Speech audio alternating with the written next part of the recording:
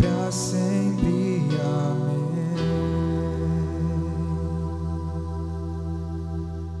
Amém.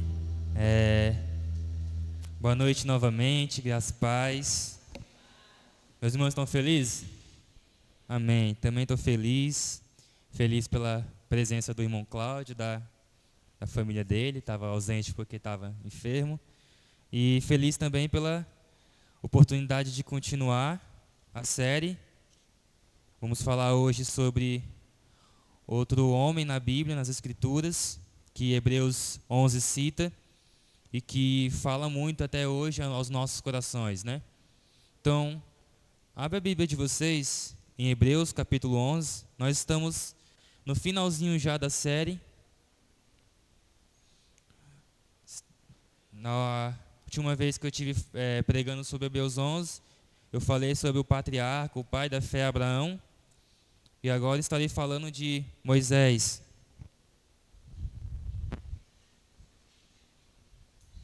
Hebreus capítulo 11. Eu vou ler do versículo 17. Amém?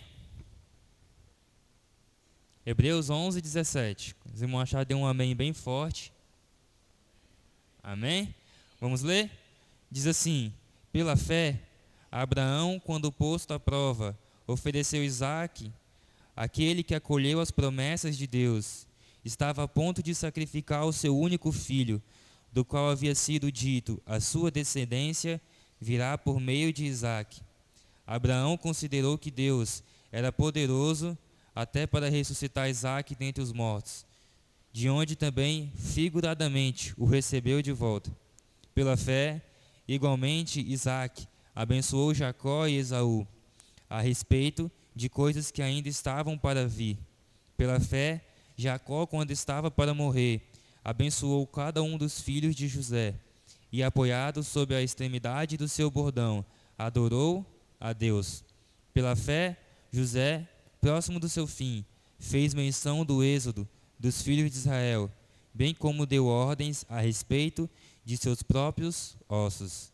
Pela fé, Moisés, depois de nascer, foi escondido por seus pais durante 3 meses, porque viram que era um menino bonito e não temeram o decreto do rei.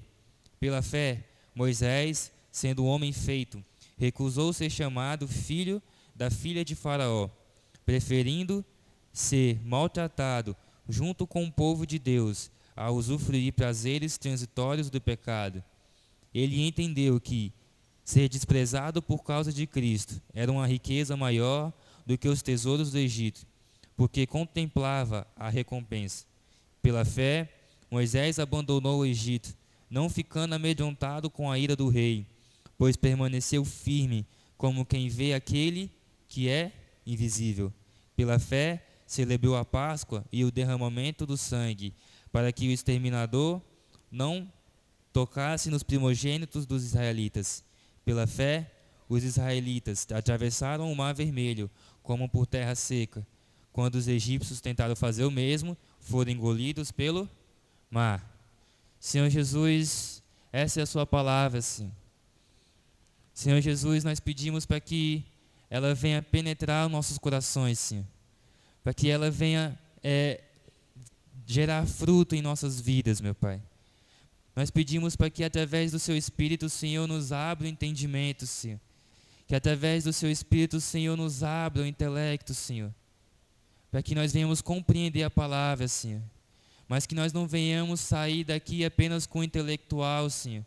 Mas que nós venhamos sair daqui com fome e sede, Senhor. De viver uma vida para a Sua honra e para a Sua glória, Senhor. Que nós venhamos sair daqui, Senhor, com fome de justiça, Senhor. Fome de uma vida que manifeste a Sua glória, Senhor. Fome de uma vida que manifeste quem Tu és, Senhor. Para que aqueles que não conheceram a verdade, Senhor, venham olhar para nós e não ver mais frutas podres, mas ver o Seu caráter, Senhor. Ver quem Tu és, Senhor. E que eles sejam transformados pela verdade que é o Senhor, meu Pai. Pela vida que é o Senhor, meu Pai. Em nome de Jesus, Senhor. Assim nós oramos e Te agradecemos. Amém. E graças a Deus. Irmãos, Eu comecei do versículo 17, para a gente ter um contexto, né? Para a gente lembrar do que aonde nós paramos da outra vez. Eu lembro que eu falei bastante de Abraão, o pai da fé, e a sua peregrinação. E eu acabou não dando tempo de terminar a parte de Abraão. E é por isso que eu comecei daqui. No versículo 17, ele fala: pela fé, Abraão, quando posto à prova, ofereceu Isaque, aquele que acolheu as promessas de Deus. Estava a ponto de sacrificar o seu único filho, do qual havia sido dito: a sua descendência virá por meio de Isaque. Abraão considerou que Deus era poderoso até para ressuscitar Isaque dentre os mortos, de onde também figuradamente o recebeu de volta. Então, irmãos, eu tinha concluído aqui, e eu falei que em uma outra oportunidade eu concluiria a questão de Abraão e de Isaque. E nessa parte do texto, irmãos, já eu chego em Moisés, mas eu tive que parar aqui porque quando a Bíblia cita Abraão e Isaque, ela toca muito em meu coração, porque é a primeira vez que a palavra adoração aparece na Bíblia. A primeira vez que a palavra adoração é citada na Bíblia. E existe uma regra na questão teológica, que sempre quando a gente quer saber o significado de uma palavra, a definição de uma palavra, nós olhamos a primeira palavra, né? É a primeira menção dessa palavra na Bíblia. E a primeira vez que a palavra adoração é citada na Bíblia é em Abraão e Isaque, quando Abraão vai oferecer Isaque a Deus. Ali é a primeira vez que a palavra adoração aparece na Bíblia.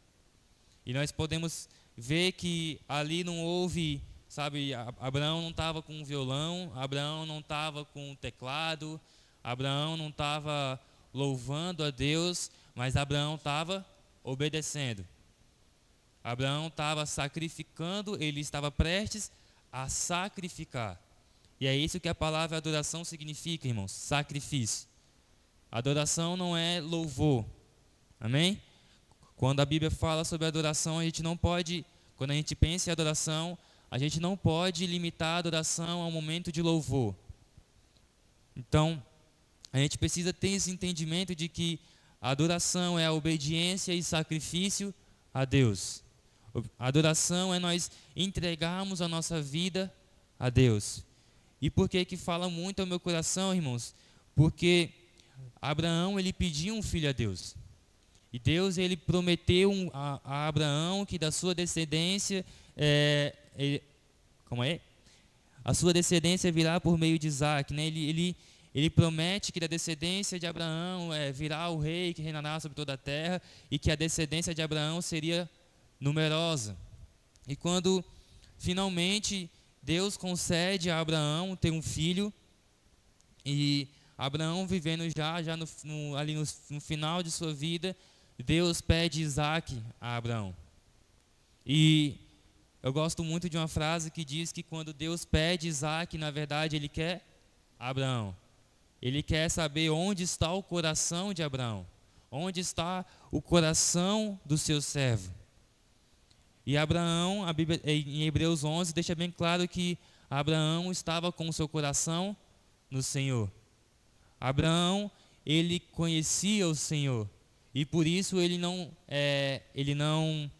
pensa duas vezes antes de levar o seu filho para ser sacrificado. Amém? Aí o texto continua: do qual havia sido feito a sua descendência. Versículo 18. Do qual havia sido dito: a sua descendência virá por meio de Isaque. Abraão considerou que Deus era poderoso até para ressuscitar Isaque dentre os mortos, de onde também, figuradamente, o recebeu de volta.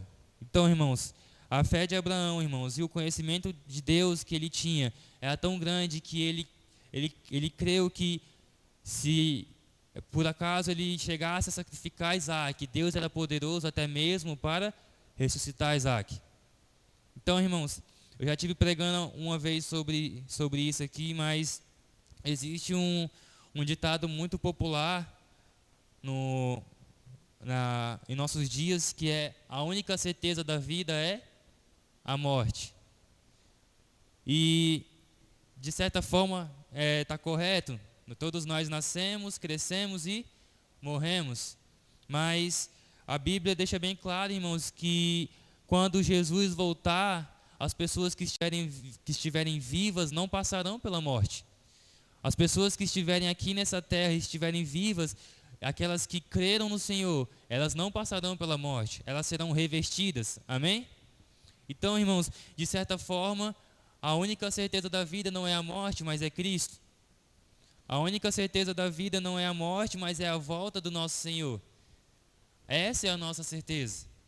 Nós não podemos viver uma vida onde a nossa certeza é que nós iremos morrer. Nós estamos firmados num fundamento onde nós iremos morrer e nós vivemos a nossa vida dessa maneira. Porque se Abraão vivesse assim, irmãos, provavelmente ele não ia sacrificar Isaac. Ele sacrifica Isaac sabendo que a certeza dele é que Deus era poderoso. A certeza de Abraão é que Deus era Deus e ele não é um Deus de mentira, ele é um Deus de verdade. E se Deus prometeu que a sua descendência viria através de Isaac, Deus iria cumprir. Então Deus é poderoso até mesmo para ressuscitar Isaac dos mortos. Amém? E nós vamos falar bastante sobre isso. Então, Abraão, ele considera isso. E o que mais me toca também é que Isaac também, ele não nega isso. Isaac, ele pergunta para Abraão: cadê o cordeiro? E Abraão fala: Deus providenciará. E quando chega lá no monte, ele vê que já não tem mais cordeiro. Quando Abraão deita ele tranquiliza Abraão. E ele estava disposto também, irmãos, na mesma passada do seu pai, a obedecer ao Senhor. Então, irmãos, que nós venhamos adorar o Senhor, não da boca para fora com os nossos louvores, mas com obediência, com um coração contrito e quebrantado. Que nós venhamos adorar o Senhor pelo conhecimento que nós temos dele. E eu costumo falar bastante sobre isso, que sem o conhecimento de quem Deus é impossível adorar Ele. Se Abraão não conhecesse o Senhor, e se Abraão não, através desse conhecimento, não obedecesse o Senhor, irmãos, ele ia achar que a morte era o final de tudo, sabe? Que Deus, ele não era poderoso o suficiente para ressuscitar o seu filho. E seria muito mais difícil ele sacrificar Isaac. Mas Abraão, conhecendo a Deus, ele sabia que Deus era poderoso. E então ele adorou o Senhor. Amém? Então, a consequência do conhecimento de Deus é algo natural. Quanto mais você conhece a Deus, mais você o adora. E sem o conhecimento de Deus é impossível adorá-lo. Amém? Meus irmãos, estão entendendo? Amém. Então, continuando. Aí depois desse feito, chega no versículo 20 que diz: pela fé, igualmente Isaac abençoou Jacó e Esaú a respeito de coisas que ainda estavam para vir. Pela fé, Jacó, quando estava para morrer, abençoou cada um dos filhos de José e, apoiado sob a extremidade do seu bordão, adorou a Deus. Pela fé, José, próximo do seu fim, fez menção do êxodo dos filhos de Israel, bem como deu ordens a respeito dos seus próprios ossos. Então, irmãos, aqui o autor de Hebreus, ele resume basicamente tudo o que acontece antes da chegada e da vinda de Moisés. Amém? E aí nós chegamos agora na parte em que ele começa a relatar a história de Moisés. O povo de Israel, Jacó foi para o Egito e ele passou a viver lá. E aí quando o faraó do Egito morreu, se levantou outro, e esse outro faraó não conhecia a história de José. Ele não conhecia toda a trajetória do povo hebreu. Então ele pega e escraviza o povo de Israel lá no Egito. Amém? Eles passam a ser escravos. E aí é nesse tempo que Deus levanta Moisés. E aí nós chegamos em Moisés, irmãos. E aí eu quero que vocês guardem a questão da nossa certeza, de nós colocarmos a nossa certeza na morte ou em algo que nós iremos morrer e pronto, e acabou. Amém? Nós vamos voltar nisso. Ele diz assim no versículo 23: Pela fé, Moisés, depois de nascer, foi escondido por seus pais durante 3 meses, porque viram que era um menino bonito e não temeram o decreto do rei. Pela fé, Moisés, sendo um homem feito, recusou ser chamado filho da filha de Faraó. Irmãos, o texto começa falando que após o nascimento de Moisés, os seus pais, ali naquele tempo, o faraó do Egito, ele se levantou contra as crianças. Ele queria que todo menino, que eu acho que da idade de 3, não sei a idade direita, eu esqueci, mas que todo menino hebreu, criança, fosse morto.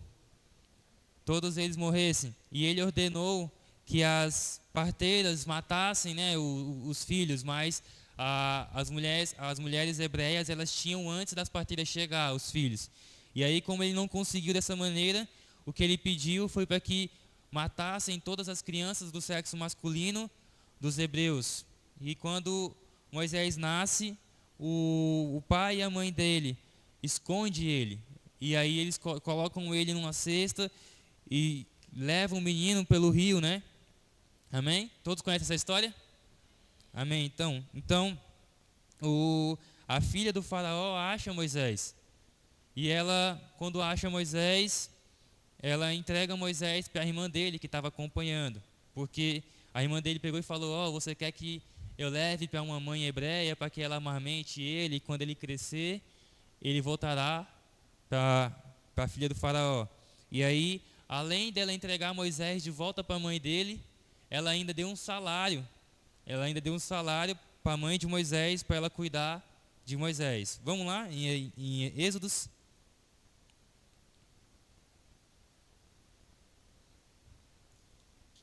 Depois nós volta para Hebreus, só para a gente entender.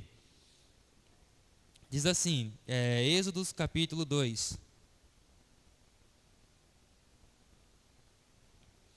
Amém? Êxodos capítulo 2, versículo 1. Diz assim, Êxodos 2, capítulo 1, vou ler. Diz assim: um homem da casa de Levi casou com uma mulher da mesma tribo. A mulher ficou grávida e deu à luz um filho. Vendo que o menino era bonito, escondeu-o durante 3 meses. Não podendo, porém, escondê-lo por mais tempo, pegou um cesto de junco, tapou os buracos com betume e piche, e pondo nele o menino, largou o cesto no meio dos juncos, à beira do rio.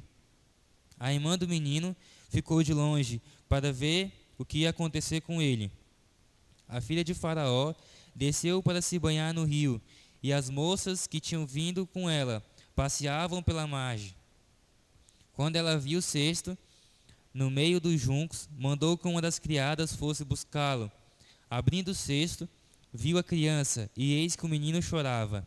Ela teve compaixão dele e disse: este é um menino dos hebreus.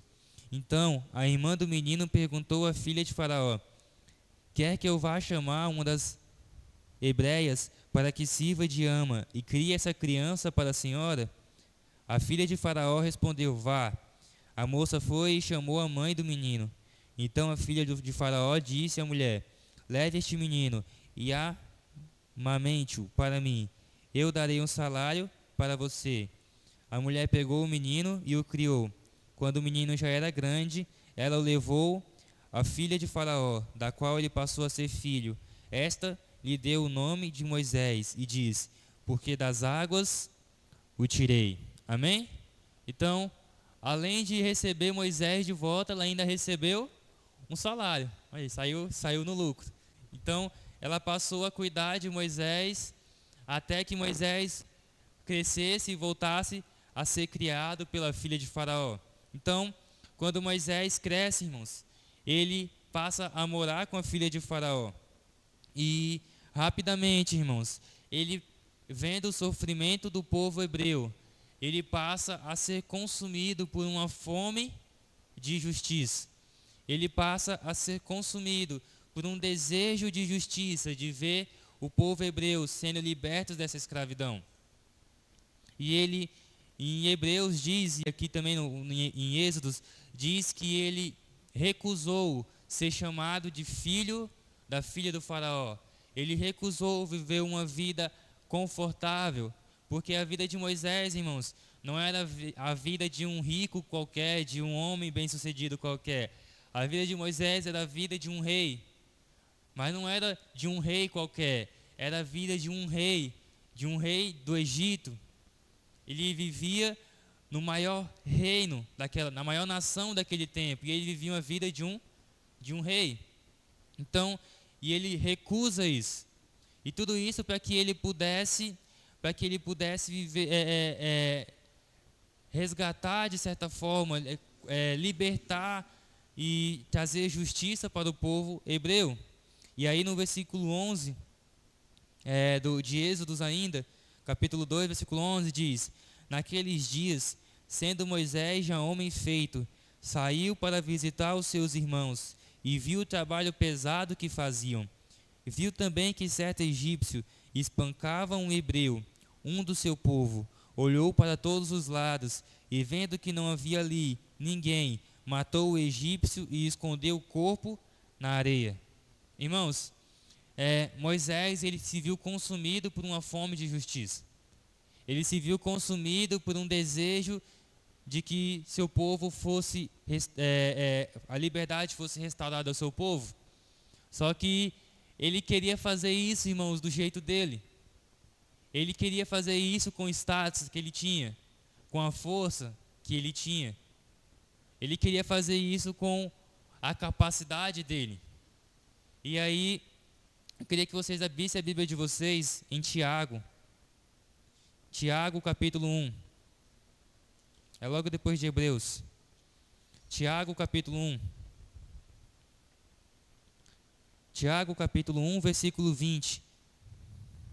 Diz assim: porque a ira humana não produz a justiça de Deus. Irmãos, ainda que o desejo de Moisés fosse algo genuíno, ainda que o desejo e o anseio de Moisés fosse algo agradável aos olhos de Deus, ainda que fosse algo bom o desejo dele, a fome que ele tinha de justiça, é muito perigoso nós termos uma fome de justiça, só que nós confiarmos na nossa própria justiça, nós confiarmos nos nossos próprios métodos, nas nossas próprias maneiras de trazer justiça.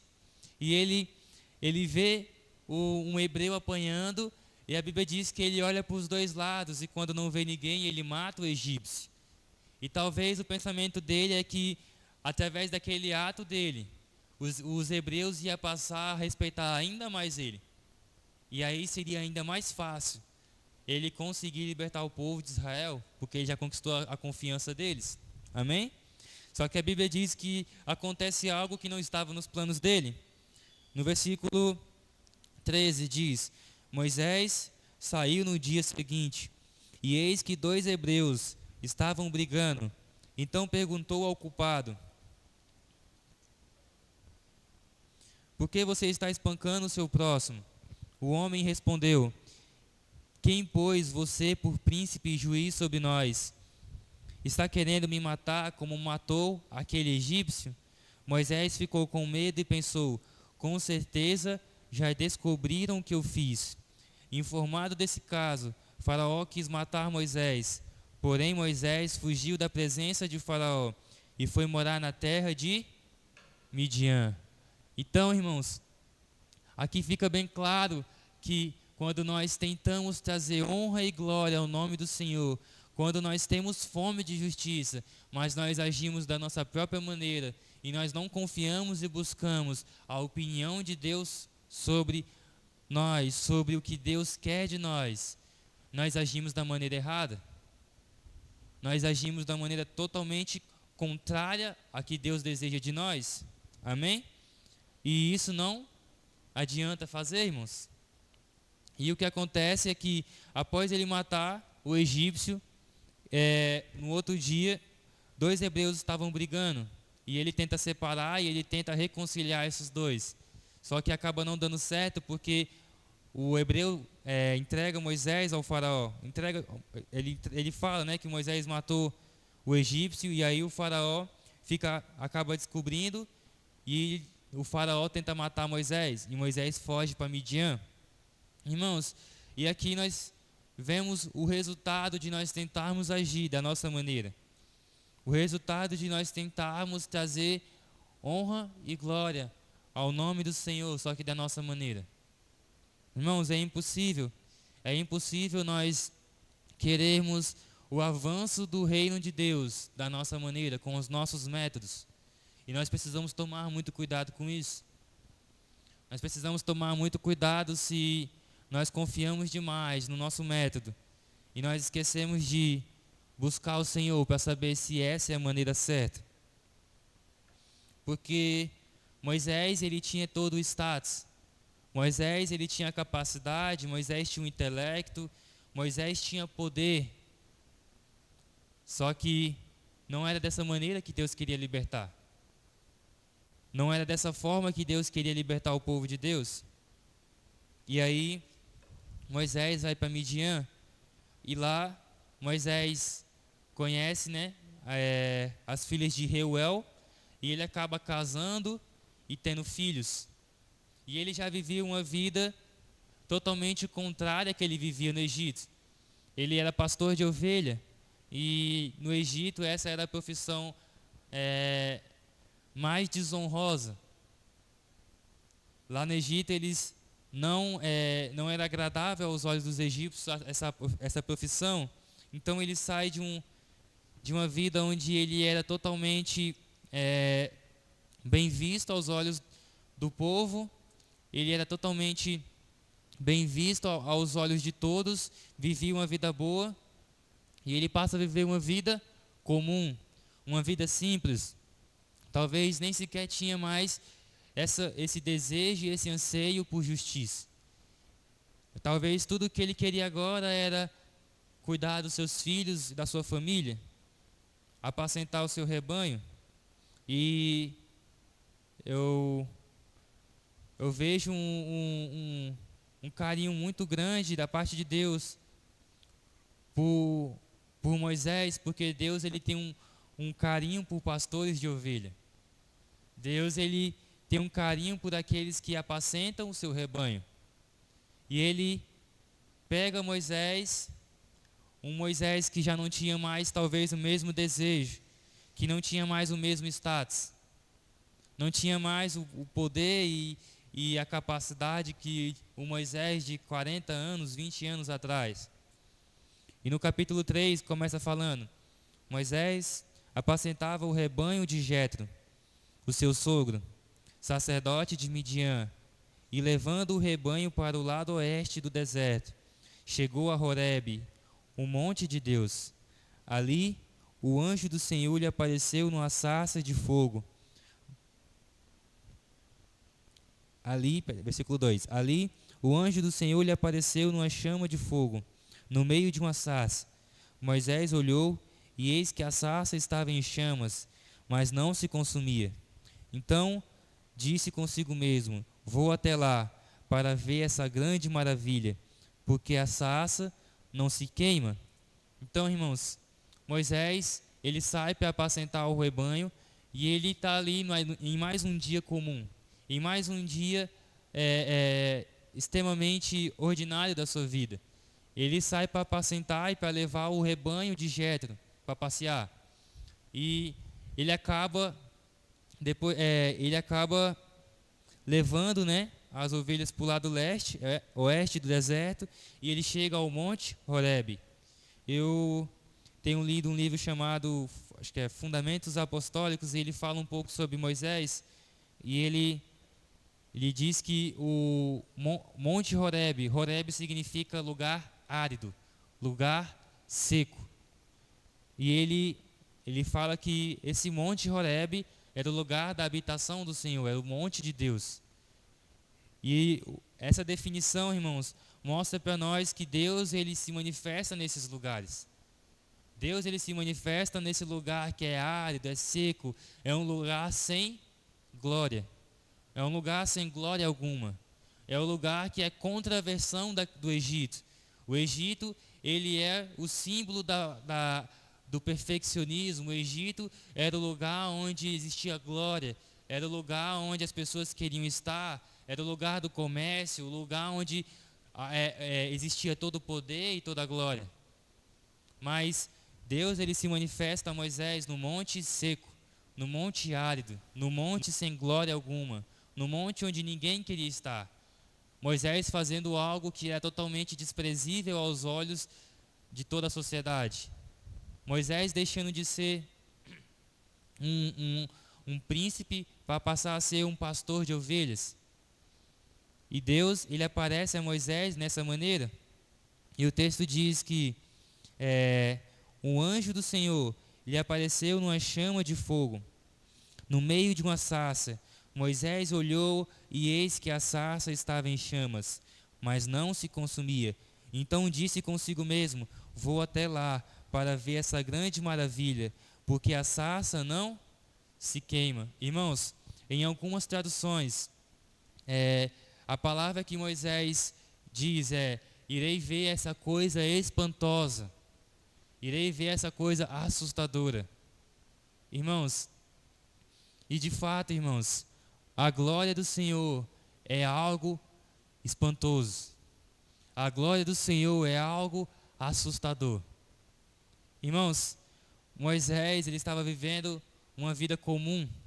Moisés tinha outros planos. Moisés tinha outras ambições. Moisés, ele, sabe, era mais um dia comum na vida de Moisés.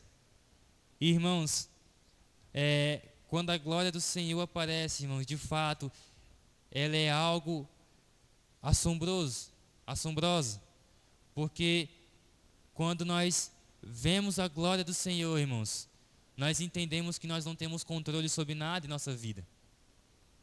Moisés, quando ele vê a glória do Senhor, ele acha aquilo espantoso, porque, irmãos, a glória do Senhor, ela nos tira do conforto. A glória do Senhor, ela vem para nos consumir. Ela vem para levar tudo aquilo que nós olhamos e nós definimos como algo certo, algo que isso aqui é bom. Ela vem para consumir tudo aquilo que nós olhamos e nós até falamos: isso aqui tá de bom tamanho. Sabe? Ela vem para consumir e vem para quebrar todo o nosso castelinho de areia. Tudo aquilo que nós colocamos como correto, certo e não pode mudar. Irmãos, por isso que a glória do Senhor é espantosa. Moisés não tinha intenção nenhuma de voltar ao Egito. Moisés não tinha condições de voltar ao Egito. E a glória do Senhor aparece para ele e ele acha isso espantoso. E aí o texto diz: então disse consigo mesmo: vou até lá para ver essa grande maravilha, porque a sarça não se queima.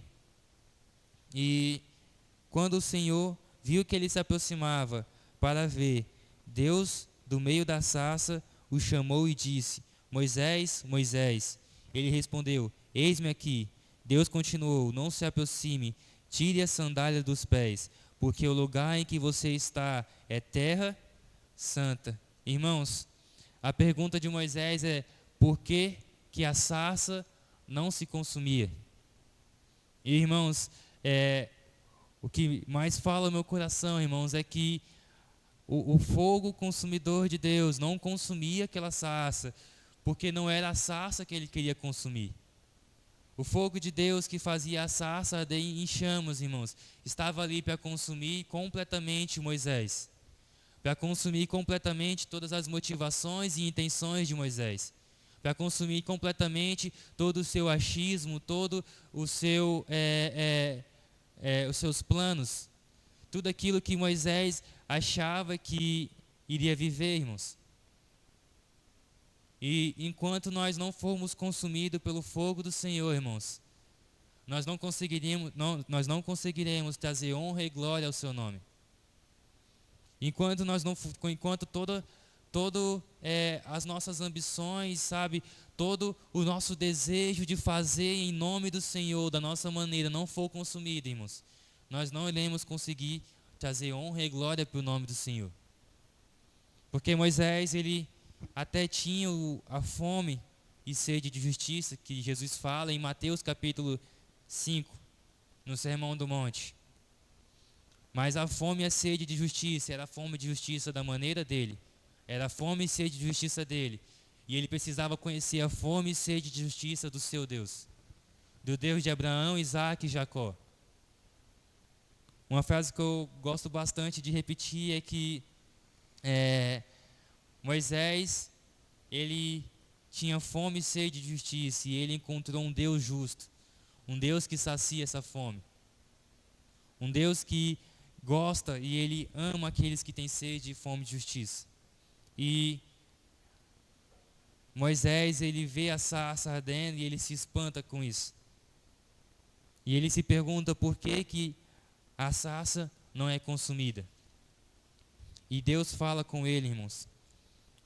Eu gosto muito de uma pregação do Alessandro que ele diz que Deus só falou com Moisés depois. Deus só chama Moisés depois. Moisés não foi atraído por uma sarça que falava. Moisés foi atraído por uma sarça que queimava. Moisés, ele foi atraído pelo fogo de Deus. Então, irmãos, não basta apenas a gente ter intelecto e saber pregar, não basta a gente saber louvar, não basta a gente saber fazer as coisas. As pessoas, elas são atraídas pelo fogo de Deus. Eu não sei se era John Wesley, não lembro qual era o pregador, que perguntaram para ele como que ele conseguia arrastar as multidões para vê-lo pregar. E ele falava que eu me coloco em chamas e as pessoas vêm ver. Eu taco fogo em mim e as pessoas vêm ver. É simples, irmão. Se uma pessoa passar correndo, pegando fogo aí, todo mundo vai lá ver o que vai acontecer com essa pessoa. E é isso que, se eu não me engano, é John Wesley que fala. Então, irmãos, não basta apenas, sabe, um bom palestrante, ele pode até arrastar pessoas para escutá-lo. Mas apenas alguém que queima tem a capacidade de trazer a realidade dos céus para cá. A presença do Senhor a um lugar. Sabe, eu estou lendo Heróis da Fé e tem relatos de homens que eles sobem no púlpito e eles não falam nenhuma palavra, irmãos. Eles simplesmente, eu esqueci que eu sou muito ruim para decorar nome, mas ele sobe no púlpito e ele abaixa a cabeça e começa a orar, e quando ele ora as pessoas começam a cair no chão com medo. Começam a chorar, começam a desejar a presença do Senhor. Sabe, Moisés, ele tinha todo o status, ele tinha poder, sabe? Mas ele deixa essa vida e ele vai para o deserto e de repente ele se torna um homem que ele é gago, não tem capacidade alguma, não tem o status mais, é procurado, nem sequer tem o desejo mais de voltar para o Egito. E mesmo assim, Deus usa ele para libertar o povo do Egito. Amém? E aqui, irmãos, nós conhecemos a história, nós conhecemos o que acontece.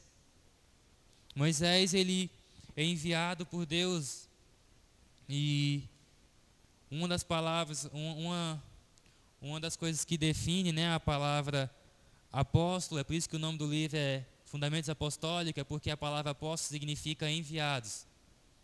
E o livro diz que nós só podemos ser enviados se nós passarmos por isso. Se nós passarmos por esse processo que Moisés passou, de purificação, esse processo de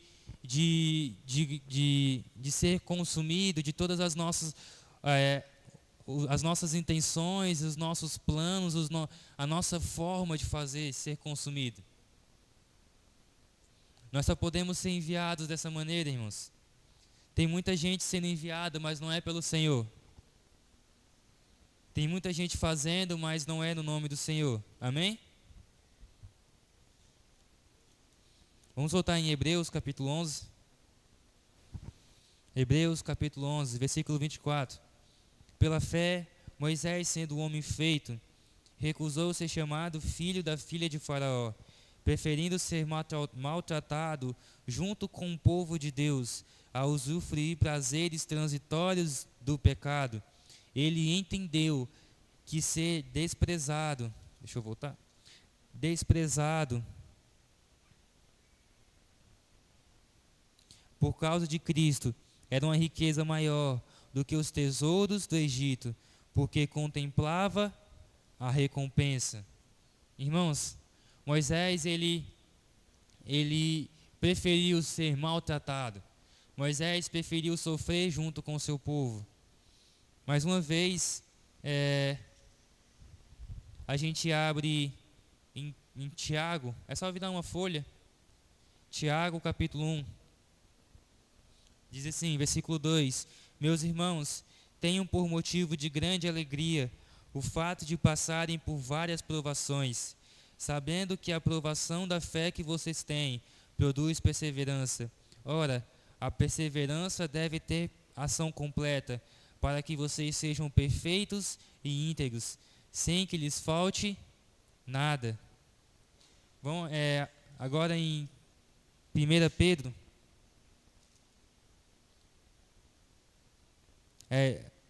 capítulo 2.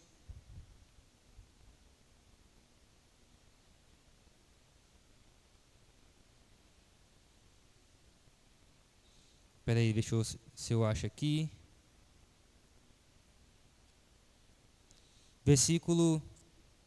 Capítulo 1, aliás, versículo 3.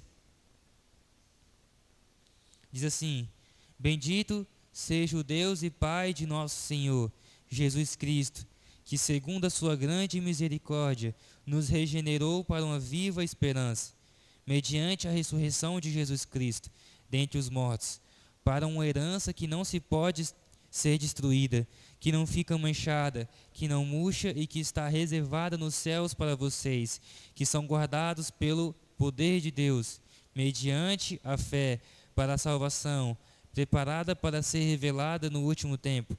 Nisto vocês resultam, embora no presente, por breve tempo, se necessário, seja contristado por várias provações, para que, uma vez confirmado o valor da fé que vocês têm, muito mais preciosa do que o ouro perecível, mesmo apurado pelo fogo, resulte em louvor, glória e honra na revelação de Jesus Cristo. Então, irmãos, Moisés, ele preferiu ser maltratado, irmãos, e ele fez uma comparação, e a comparação dele, irmãos, é que tudo que o Egito tinha para oferecer para ele, tudo que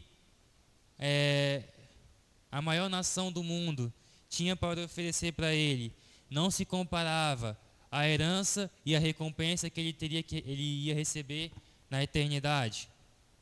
Ele comparou, irmãos, e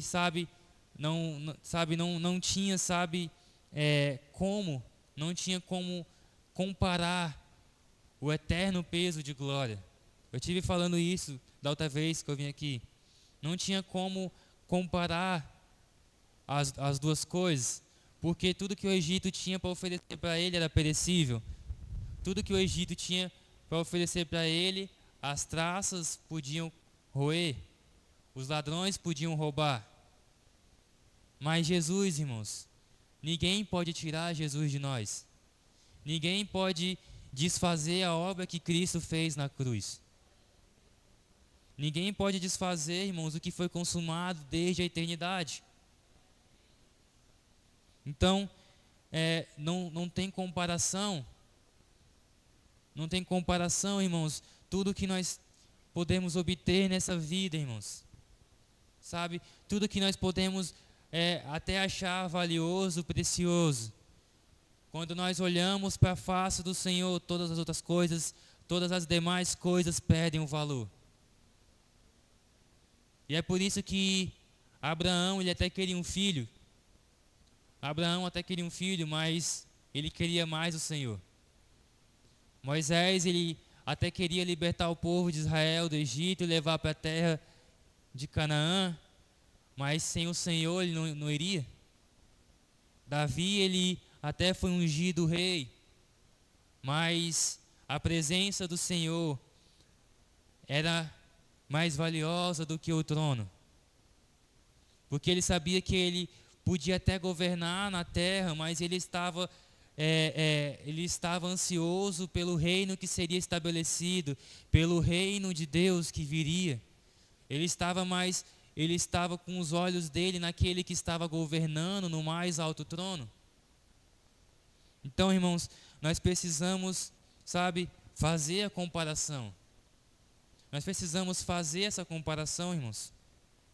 E Moisés, ele não estava mais preocupado com a sua vida, Até certo momento ele está preocupado, ele fala que ele foge da presença do faraó e ele passa a viver em Midian. E quando Deus chama ele fica preocupado, ele fala: eu não sei falar, como é que eu vou chegar para o faraó? E Deus insiste: não, Moisés, você não sabe falar, eu vou enviar Arão. Moisés, você vai fazer sinais aqui, eu vou enviar você, mas você vai fazer prodígios, sinais. E Moisés começa a dar 1 milhão de motivos para não ir, irmãos. Mas Deus, ele diz que eu sou. Moisés, ele pergunta: o que eu falarei? E Deus, ele fala: diz que eu sou, te enviou. E isso foi suficiente. Isso foi suficiente para que Moisés parasse de dar desculpa, porque ele sabia que, a partir desse momento, ele entendeu que não era pelo seu poder de novo. Moisés, ele estava cometendo o mesmo erro de achar que ele que ia fazer. Ele estava cometendo o mesmo erro de tentar ser motivado, Ele achava que ele ia falar assim, Deus ia falar assim: não, Moisés, você sabe falar sim. Mas não, ele fala assim: Deus, eu não sei falar. Deus fala assim: é mesmo, eu vou mandar Arão. Deus, o que eu vou fazer? E Deus fala assim: não, eu vou te capacitar, você fará sinais. Deus tira a ideia de Moisés de que ele seria capaz de fazer por ele mesmo. Então, depois disso ele diz: Moisés, você tem tudo isso de motivos para não ir, mas você tem eu. Você tem um motivo que é superior a todos os outros motivos para você não ir. E aí Moisés, ele perde o medo, irmãos. Talvez ele nem tenha perdido o medo, talvez ele foi com medo mesmo. E isso fala muito ao meu coração, irmãos, porque todos esses homens, eles tiveram medo. Todos esses homens, eles temeram diante das circunstâncias, das situações. Só que, a partir do momento que nós temos um encontro com o Senhor, irmãos, o medo não governa mais a nossa vida. O medo, ele não dirige mais os nossos dias. A partir do momento que nós temos um encontro com o Senhor, nós não somos consumidos pelo medo, nós somos consumidos pelo fogo de Deus.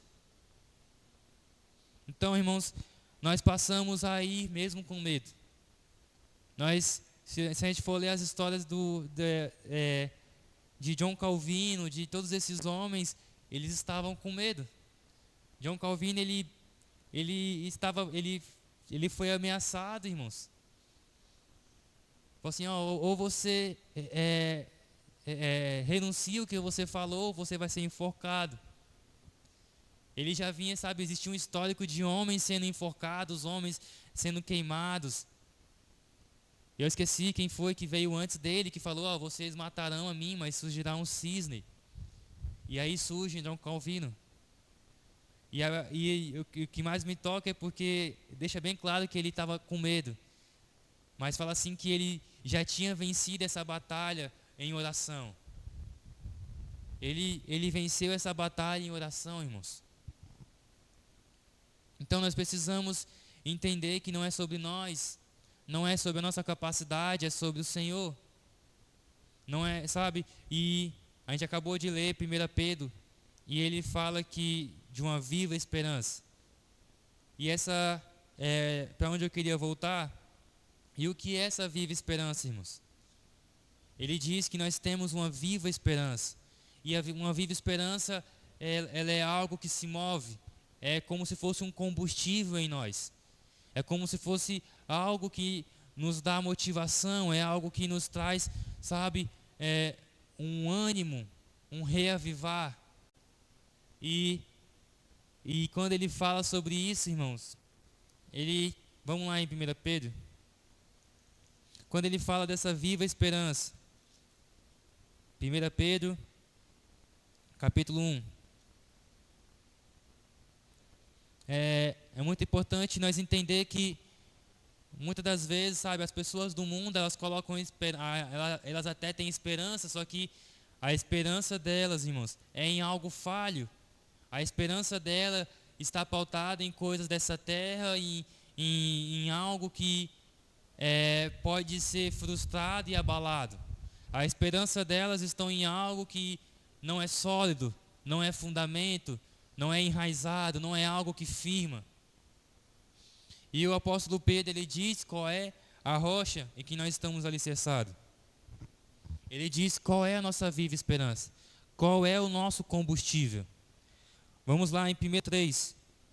Diz assim: Bendito seja o Deus e Pai de nosso Senhor Jesus Cristo, que segundo a sua grande misericórdia nos regenerou para uma viva esperança, mediante a ressurreição de Jesus Cristo dentre os mortos. Irmãos, a esperança de muitas pessoas, elas podem ser frustradas pela morte. As pessoas têm colocado a sua esperança em coisas que a morte pode levar, em coisas que são passageiras e que podem ser abaladas. E o apóstolo Pedro, ele cita que Jesus nos regenerou para uma viva esperança, para uma esperança que se move, uma esperança que nos dá ânimo, que nos move. É algo que nos faz andar, nos faz sair, sabe? E ele diz que através da ressurreição de Jesus Cristo dos mortos. Irmãos, a nossa esperança não está morta, não pode ser frustrada. A nossa esperança está viva, Jesus está vivo, irmãos. Jesus não está morto. Às vezes nós até cremos no Senhor, mas nós passamos a viver uma vida onde parece que Jesus está morto, que Jesus foi apenas mais um profeta, como os outros falavam. Mas Jesus não era apenas um profeta, ele era o Filho de Deus e ele morreu e ressuscitou. Amém? Aí ele continua: para uma herança que não se pode ser destruída, que não fica manchada, que não murcha e que está reservada para nós nos céus, que são para vocês, que não murcha e que está reservada nos céus para vocês, que são guardados pelo poder de Deus. Irmãos, que é o Evangelho? O Evangelho é o poder de Deus, nós somos guardados pelo Evangelho, amém? Mediante a fé para a salvação, preparada para ser revelada no último tempo. Irmãos, qual é a nossa viva esperança, irmãos? A nossa viva esperança está na volta de Cristo, está em Cristo e na sua volta. Irmãos, a nossa certeza não é a morte, a nossa certeza é Cristo e que Ele voltará para nos buscar. Então, irmãos, se nós colocamos a nossa esperança em algo terreno e passageiro, irmãos, nós vamos viver uma vida cristã totalmente apática, triste, desesperançosos e desanimados. Agora, se nós entendemos que a nossa esperança está na vinda do Senhor, que a nossa esperança está naquele que ressuscitou e que voltará para nos buscar, irmãos, e que Deus é fiel, até mesmo para nos ressuscitar, como Abraão creu, então nós iremos viver uma vida que agrada o Senhor. Irmãos, você acha que Moisés, ele não fez os cálculos e pensou assim: talvez eu vá, mas eu não volte. Talvez eu seja condenado à morte. Talvez o faraó mande me matar. Irmão, você acha que Moisés não pensou assim? Irmãos, todo mundo que é racional pensa, irmãos. Todo mundo que tem um pingo de razão, ele vai colocar na mesa isso tudo. Moisés era um homem comum como todos nós. Então Moisés pensou da mesma maneira, irmãos. Sabe? Josué e Caleb pensou da mesma maneira. Só que a esperança de Josué, de Moisés e de Caleb era uma esperança viva. Era uma esperança no Deus que é poderoso até mesmo para ressuscitar. É o Deus que tem um nome que está acima do nome da morte. Então, os 10 espias, eles até vão lá espiar a terra, e eles voltam e eles falam, os frutos lá são bons, a terra é boa, mas existe uns gigantes lá, sabe? Não vai dar para a gente invadir aquela terra, não. Mas Josué e Caleb, eles falam, Deus prometeu, nós não estamos indo no nosso nome, ainda que eles sejam enormes, ainda que eles sejam gigantes, ainda que eles possam nos matar, nós estamos indo no nome do Deus que é poderoso até mesmo para nos ressuscitar. Irmãos, essa é a nossa viva esperança. Esse é o nosso combustível. O combustível do cristão, irmãos, é a volta do Senhor. É o Maranata. Irmãos, a nossa motivação é essa.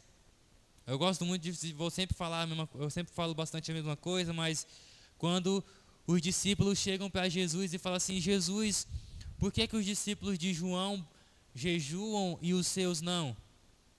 E aí Jesus fala assim, podem eles chorar enquanto o noivo está com eles? Aí ele fala assim, mas um dia o noivo será tirado e então eles jejuarão. E então eles chorarão, se entristecerão. Irmãos, o motivo do jejum, irmãos, é a saudade do noivo. A nossa motivação é a saudade do noivo. Então, se nós estamos aqui em cima pregando, é porque nós temos saudades do noivo e nós queremos transmitir isso para as pessoas, de que o Senhor irá voltar. Essa é a nossa certeza. Essa é a nossa certeza. E dessa maneira, irmãos, sabe, não quer dizer que as tempestades e as provações não vão vir, não vão nos balançar, mas as tempestades, elas não vão ser, sabe, a finalidade da tempestade não é nos derrubar, a finalidade da tempestade é nos provar para ver se nós estamos firmados em Cristo. Para ver se nós estamos com a casa firmada na rocha. Amém? E é por isso que Moisés, irmãos, ele prossegue, ele continua, porque ele calculou, mas ele foi completamente consumido também. Amém? Versículo 26, Hebreus capítulo 11, versículo 26. Ele entendeu que ser desprezado por causa de Cristo era uma riqueza maior do que os tesouros do Egito, porque contemplava a recompensa. Pela fé, Moisés abandonou o Egito, não ficando amedrontado com a ira do rei, pois permaneceu firme, como quem vê aquele que é invisível. Irmãos, por que Moisés permaneceu firme? Porque ele vivia como quem vê aquele que é invisível. Porque ele estava olhando para a sua recompensa, e a sua recompensa é Jesus Cristo. A sua recompensa é o Senhor. Ele não estava, buscando, algo terreno. Ele até tinha o desejo de libertar o povo de Israel, mas isso olhando para Cristo. Olhando para o Senhor, para a sua recompensa. Pela fé celebrou a Páscoa e o derramamento do sangue, para que o exterminador não tocasse nos primogênitos dos israelitas. Pela fé, os israelitas atravessaram o Mar Vermelho, como por terra seca, quando os egípcios tentaram fazer o mesmo, foram engolidos pelo mar. E então, irmãos, pela fé, Moisés, ele consegue, através ao povo de Israel do Egito, e ele conduz esse povo pelo deserto. Ele não entra na terra, ele não pisa na terra de Canaã, mas ele avista a terra. Mas a gente olha para a história de Moisés, irmãos, e ele não fica frustrado com isso.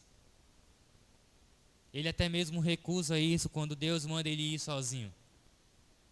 Então, irmãos, não sei se vocês têm percebido, mas a todo momento, irmãos, em Hebreus 11, quando a gente sabe que o livro de Hebreus é um livro de encorajamento, porque o povo nesse tempo estava passando por perseguição. Então o autor do livro de Hebreus, ele escreve essa carta para encorajar os irmãos. E você vê que a todo momento, quando ele chega no capítulo 11, ele não encoraja dizendo que vai dar tudo certo, que a gente não passará por momentos ruins. Ele encoraja nos fazendo olhar para o Senhor. Ele nos encoraja nos fazendo olhar para aquelas coisas que são eternas. Ele nos encoraja nos fazendo voltar a nossa esperança e a nossa confiança no Senhor, nas coisas que são eternas.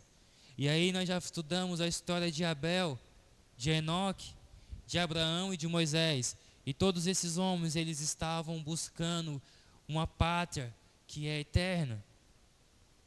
Eles estavam buscando e eles não estavam colocando a fé e a esperança deles em coisas terrenas. Amém? Então, irmãos, é um livro que fala muito comigo, e se tem uma coisa que o Senhor tem me incomodado bastante é que, sabe, Ele tem colocado em mim uma fome de justiça muito grande. Ele tem colocado em mim, sabe, um desejo pela sua vinda cada vez maior. Então, que nós, sabe, nós venhamos buscar o Senhor, que nós venhamos voltar a olhar para o Senhor e desejar, porque ainda que o nosso ser exterior se desgaste, o nosso ser interior se renova dia após dia. Amém? Então vamos aplaudir o nome do Senhor, irmãos. Vamos orar.